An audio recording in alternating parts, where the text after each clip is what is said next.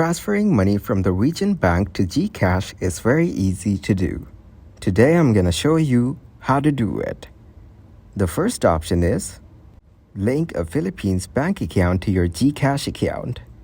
Transfer money from your region's bank account to your linked Philippine bank account via international wire transfer or online banking. Once the funds arrive in your Philippines bank account, use the bank account's mobile app or online banking platform to transfer the money to your Gcash wallet.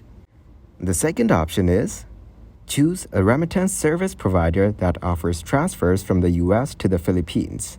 Popular options include MoneyGram, Western Union, Ria Money Transfer, and World Remit. Initiate a transfer to the chosen service, specifying the amount and your recipient's Gcash mobile number.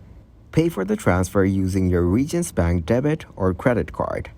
Your recipient will receive a notification and can claim the funds directly through their Gcash app.